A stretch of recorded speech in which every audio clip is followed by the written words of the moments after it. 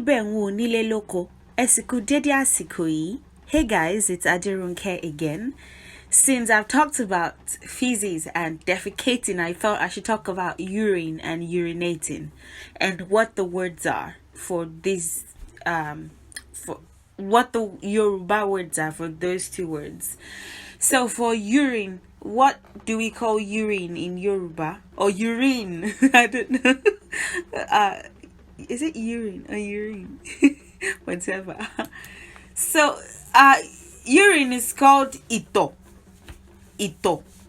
Ito. So whenever you hear ito, the person is referring to urine.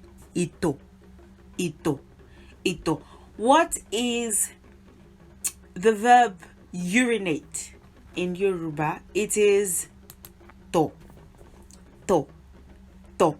Ito is the noun, which is urine. To is the verb, which is urinate. And apart from to, we have another word, another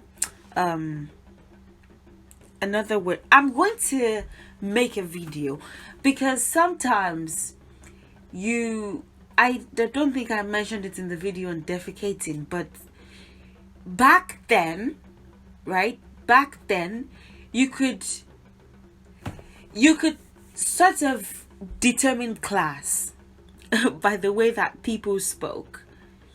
You could maybe not necessarily determine, but you could tell just a bit. Just as there's class in like every other language, you can tell when a person of higher class is talking than when a person who is not is. Class may not necessarily be subject to position, like, oh, I'm the daughter of a king, or I'm rich. Sometimes it could be. So my point exactly is, sometimes the way that people speak and how less literal they choose to speak, and they sort of speak more literally or metaphorically than like, literally like that. You can sort of determine a person's class with it. Not all the time, but certain times. The way that they train princesses in certain Yoruba kingdoms or cities or whatever, they train them to use more of these metaphors than to say it literally. So before English came and before, whatever, we've always had like sort of class, even with language, with the way that you can tell if a person is cultured by the way they speak. Okay, let's say, for example, to have sex or to do, it's do in Yoruba. A person who is cultured or from a royal family or whatever would never say that. That is literal. A musician might say that to like generate some excitement, or maybe just a local performer, or whatever. They would say that, but a person who is from the royal family would not say that. They could say shere omo, child play, not necessarily child play, but the play that you do to get a child. They could say that, or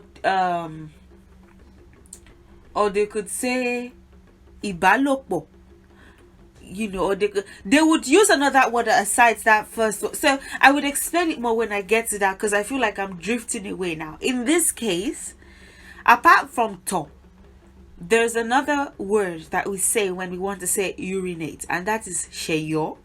Sheyo.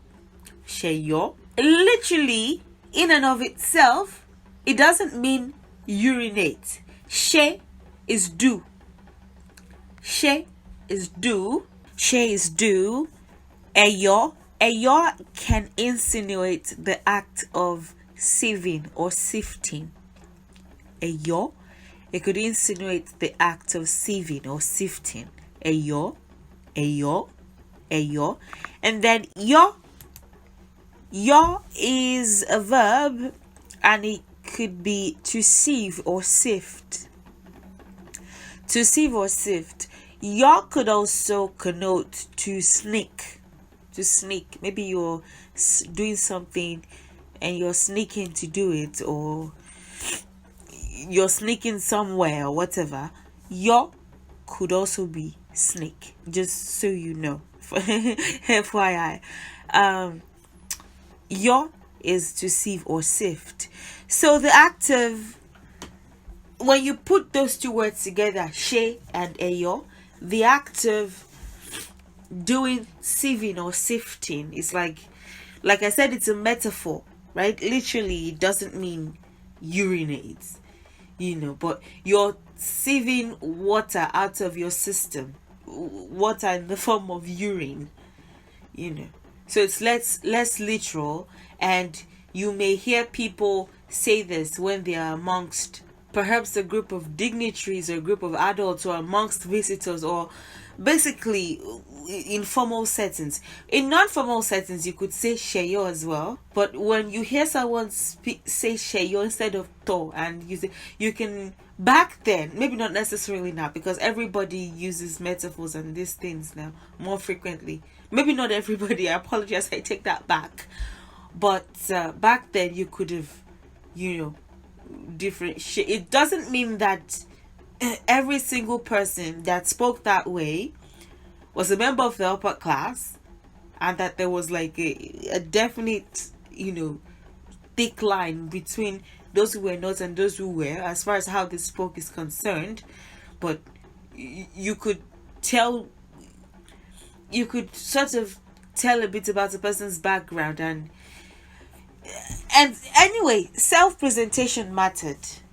So the use of metaphors and the use of idioms were quite frequent amongst the educated, not necessarily in the sense that they have a sort of school that they went to, or there were several, like what you would call schools, but not necessarily in that way. They've just been trained, sort of.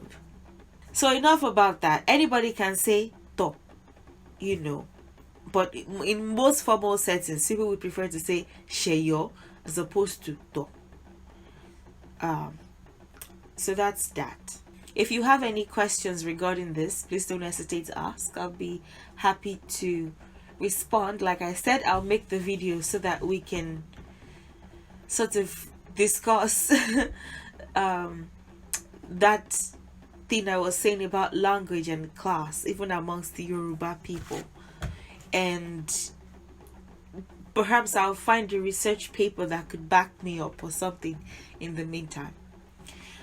Thank you very, very much for watching. Please like, share, and subscribe if you'd like to. Thank you. And please continue to support my channel in the ways that you have. I thank you all for your past support in whatever ways that you supported me, whether you're watching or you're liking or whatever. Thank you. Now, see you in the next one. Have a good day and goodbye.